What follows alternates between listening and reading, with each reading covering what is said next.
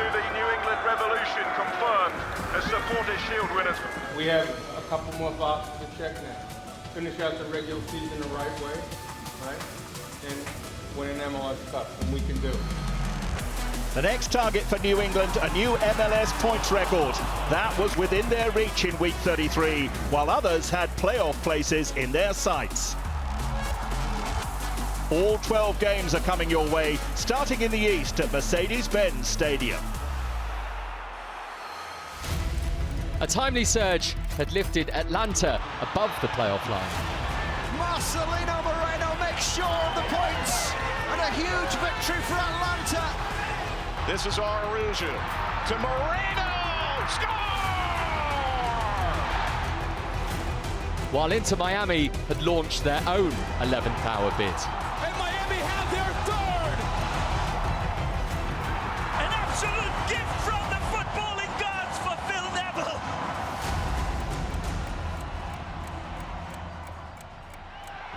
Your commentator is Wayne Boyce. Pizarro onto Higuain. Well, Morgan had made the run through the centre, but Robinson did well to cover. One back by Chapman. Now Shea in towards Morgan. Guzan is out of his goal. And the referee blows his whistle just to have a think about this. Brett Shea clips it over the top. Morgan gets to the ball and then is taken out by Guzan. Well, it has to be a penalty, surely, for Inter Miami. And it is going to be Gonzalo Higuain with the chance to put Inter Miami in front. And the first blow is struck in this crucial game for a place in the top 7. And just how crucial might that one prove to be? Atlanta United 0, Inter Miami 1.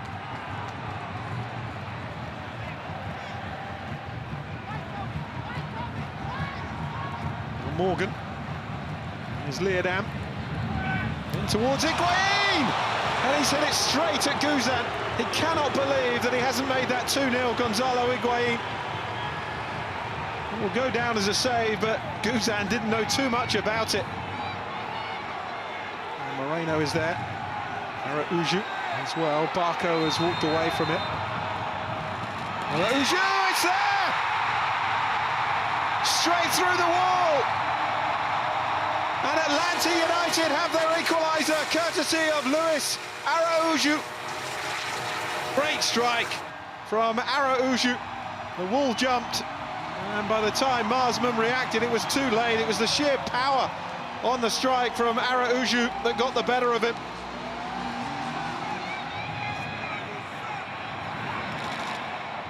Gregor with the header away, header out by Morgan. Barco, really well played! And denied by the outside of the post. Ezequiel Barco stepping away from Morgan, cutting in. Now Lennon taking on Higuain.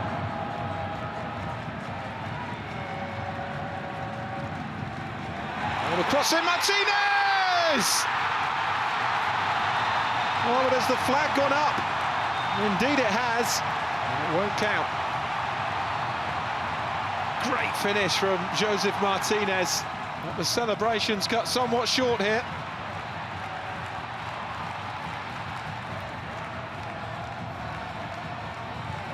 Araujo, now Martinez! Now it is 2-1. Thumping header denied. But Martinez, timing his run to perfection this time, kept his cool and slots it past Nick Marsman. And now the Atlanta United supporters can celebrate. Phil Neville was so frustrated. The side having gotten themselves a lead. Could they yet snatch something? Crossing towards Higuain, Robinson's header! It's a great save by Guzan. Gonzalo Pineda will be absolutely delighted. This is a big, big win for their post-season hopes. Atlanta United 2, Inter Miami 1. I think it's first comeback of the year for Atlanta United, and that's I'm very proud of that, because we've been talking a lot about managing key moments of the game and mentality in these type of games, finals, and I think the players put a lot of energy, but also good football. So I think that combo gave us the advantage in the second half. The New York Red Bulls began the day level on points with Atlanta, while their Atlantic Cup rivals DC United sat 2 points behind and just below the line. 4 days on from a 6-0 drubbing by NYCFC, Kevin Paredes' 9th-minute goal was the perfect response from the hosts. DC keeper Bill Hamid had endured a night to forget in New York, but this bite at another team from the Big Apple tasted rather sweeter. And the moment he got down to deny Christian Cáceres, the 30-year-old rose to the challenge. Hamid had been at fault for at least one of the goals in DC's weekend nightmare, but this time he repelled every Red Bulls charge. Fabio denied just before half-time as the frustration grew for Gerhard Struber's side. Unbeaten in their previous 8 games, the visitors continued to dominate in the second half, but without an end product. Hamid not tested this time by Patrick Klimala's wayward finish. It wasn't pretty, but DC held on for their first win in October to move back into the playoff spots as the Red Bulls moved out, albeit with a game in hand. Andrew Gutman couldn't prevent a night of redemption for Bill Hamid. Having thrashed DC United 6-0 last time out, New York City FC had the chance to make it back-to-back wins for the first time in 3 months. Thiago Andrade's clever flick hit the Chicago Fire post in a first half where the hosts looked the more creative. And they had the ball in the back of Gabriel Slanina's net just after the half hour. The wriggling Maxi Morales halted only by the assistant referee's flag. Tight call, but the right call. The second half carried similar hallmarks to the first. More NYCFC pressure, more woodwork wobbling. Keaton Park's the latest to suggest that the host's thirst for an opening goal was far greater. Ronnie Dyler knew that 3 points for his team would give them a firm grip on one of the playoff spots in the East. So Federico Navarro's mistimed tackle on Malte Munson was the golden ticket they needed. Tati Castellanos' swish 16th of the campaign, surely enough to allow NYCFC to start planning beyond the regular season. A win for Philadelphia at lowly Toronto would secure the Union's safe passage to the playoffs, and their intention to get the job done was quickly apparent. When Alejandro Bedoya beat Quentin Westberg, the clock stood at 37 seconds, Philly's second fastest goal ever in MLS. More than an hour of playing time later, the visitors hadn't extended that advantage. And when Kasper Szybilko failed to beat Westberg from extremely close range, that flying start had given way to a touch of frustration. And perhaps a sense of foreboding, which proved well-founded. Less than 4 minutes later, the host with little to play for hit back. Altidore! And Josie Altidore ties it up. If the Union hadn't seen that coming, they were completely blindsided after a further 4 minutes. Jacob Schaffelberg's cross slid into his own net by Jack Elliott, and Toronto were in front. But Javier Perez's side found preserving a lead beyond them.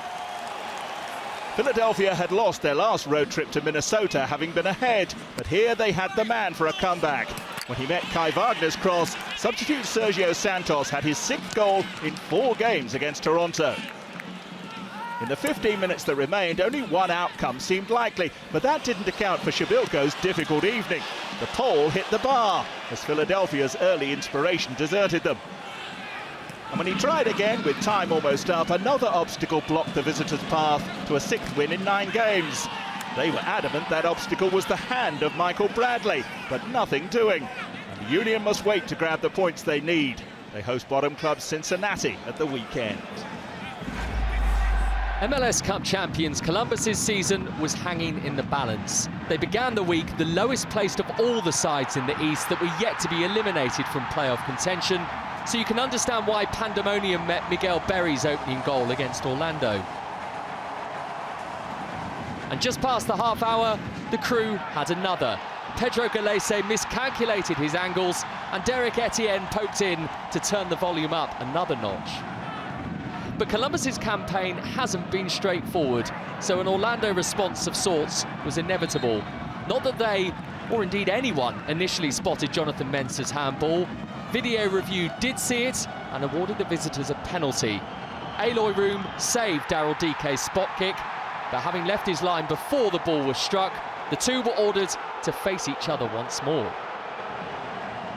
Take two from DK, smashing it past Room. And then the night's showpiece event. Zelarayan. Lucas Zelarayan's magic ensured that any late Orlando pressure would be in vain. It did arrive and even produced a goal after the run of Robin Janssen went unnoticed. But the Lions missed their chance to secure a playoff spot, while the crew still have a shot at securing one themselves. Orlando's defeat meant that elsewhere in Ohio, a Nashville win at FC Cincinnati would guarantee their postseason participation. But not like this. Dave Romney turned the ball into his own net just 6 minutes in. With little at stake, Tyrone Marshall's team played with unexpected freedom and soon added a second as Romney's tough evening continued. His collision with Yuya Kubo gave Cincinnati a penalty. And from the spot, Brenner took the East Bottom club into unusual territory, a comfortable lead.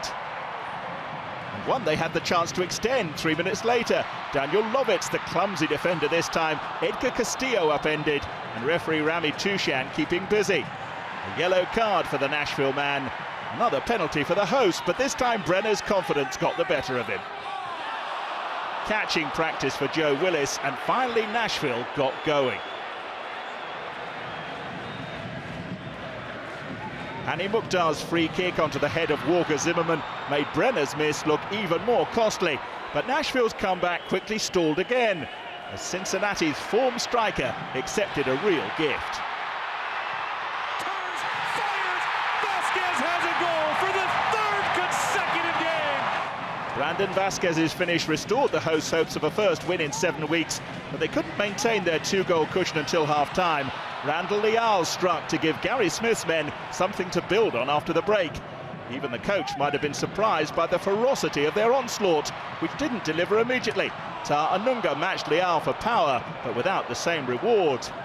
But the tide had turned and Nashville kept coming in yellow waves. With 20 minutes left, they were level. CJ Sapong finds an equalizer for Nashville. The contest never looked like ending all square. Instead, Cincinnati was swept aside. Another assist from Mukhtar, another goal from Leal, and the boys in gold led for the first time. And a few minutes later, they wrapped up their first win in 7 games as the home side's resistance crumbled completely. Half-time substitute Ake Loba all alone for his first MLS goal. The result confirmed their post-season participation and also condemned Cincinnati to bottom spot overall for the 3rd season running, the first club ever in Supporters' Shield history to suffer that fate.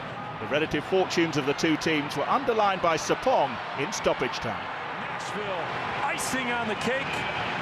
They're headed to the playoffs.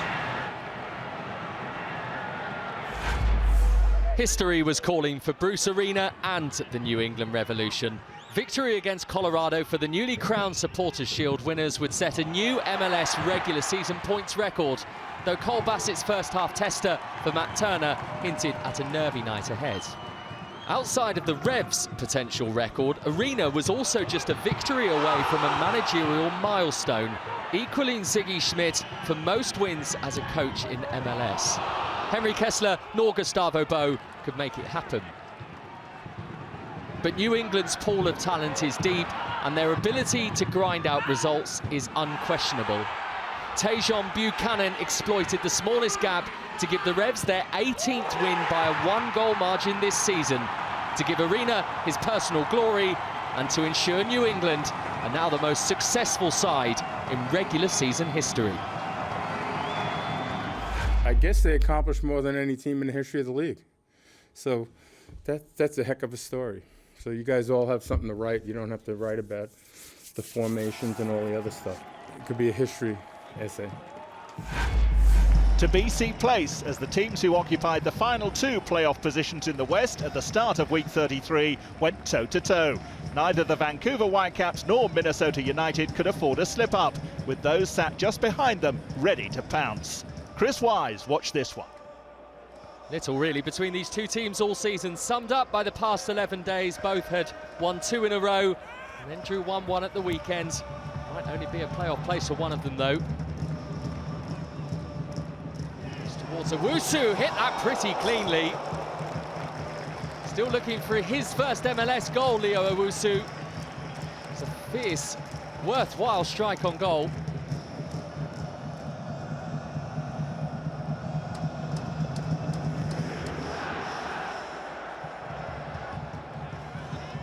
Looks down towards Alonso.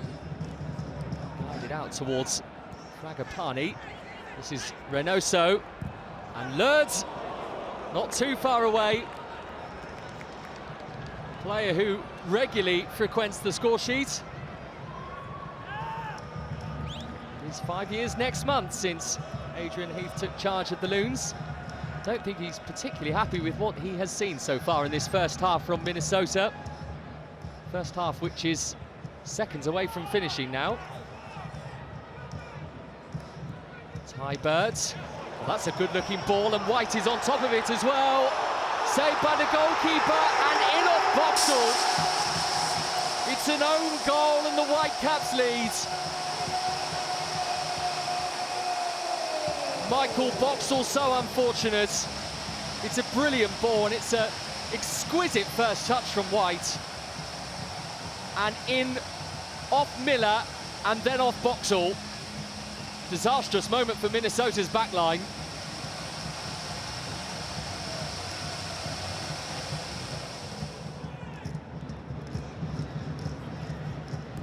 Third. Reynoso, that's a lovely turn by him. And a beautiful ball as well for Hunu, who has struck the post. Managed to squeeze it through the goalkeeper's legs. Might be some question marks about the goalkeeper's decision to come here. Really unfortunate, the French forward. Now Ryan Gold, and with Dahome in close attention with him as well, and those two have combined well. And that's White, and that's 2-0 to Vancouver.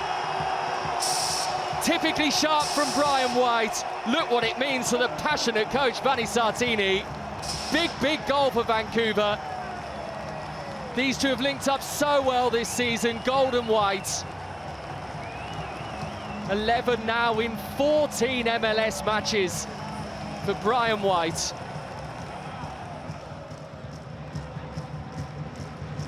Time is pretty much gone now for Minnesota. This might be a late opportunity though. It's Finley across goal, it's awkward, and eventually in from Addy.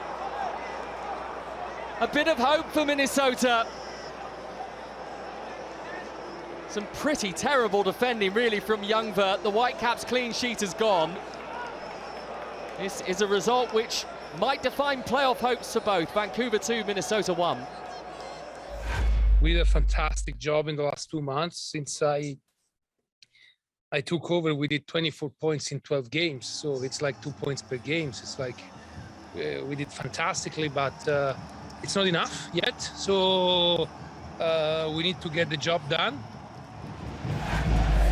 The previous evening, LAFC knew only a win over Seattle would realistically preserve their playoff challenge in the midst of an erratic campaign. That necessity proved the mother of invention. Who scores? And it's for moments like that they paid that big fee. The Uruguayan's third goal of the season gave the home side a measure of first-half control as they bid to complete an unbeaten October. But against the already qualified Sounders, a second was always likely to be needed, and it came in first-half stoppage time. Kim Moon-Wan's delivery dispatched by Latif Blessing. Even then, the home side couldn't relax as Seattle surged into the second half. The crossbar denied Cameroonian defender Nuhu his first MLS goal. Bob Bradley's frown deepened further when Alex Roldan picked out Freddie Montero, only for Jamal Blackman to further frustrate Brian Schmetzer's side.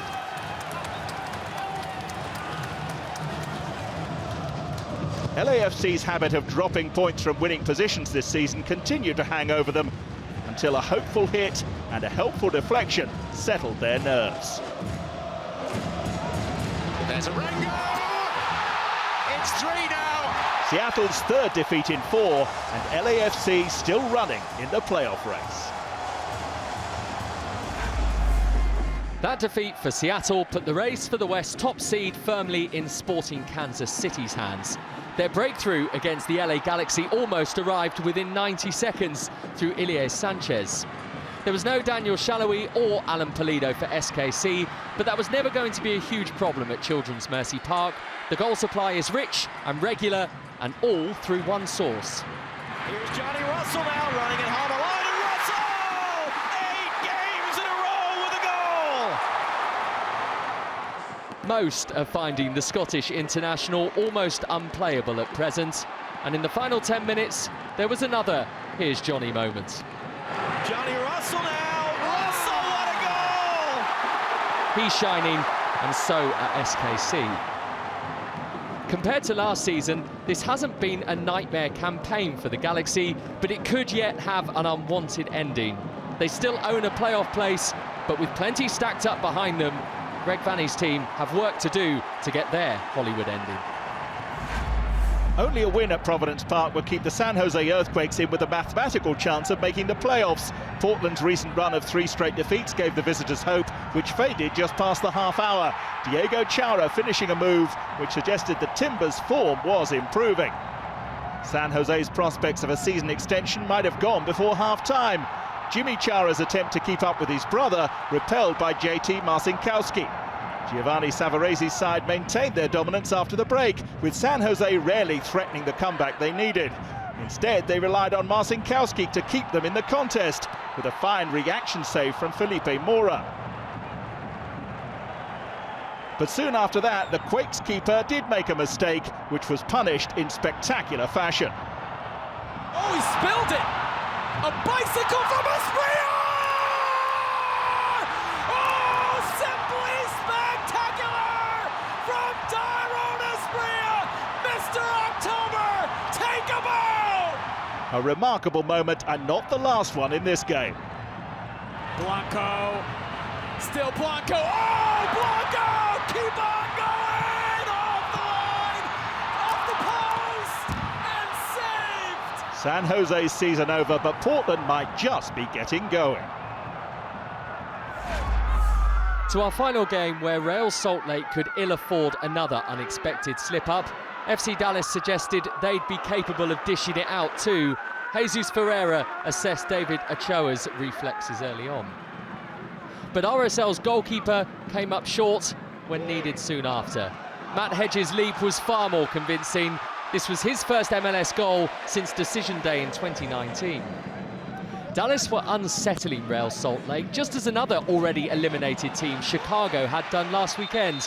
They had the ball in the net again before the half hour, but Hada Obrian was clearly in an offside position when he flicked the ball goal-bound. The visitors needed a second-half spark. Within 2 minutes of his introduction from the bench, Justin Meram provoked a response.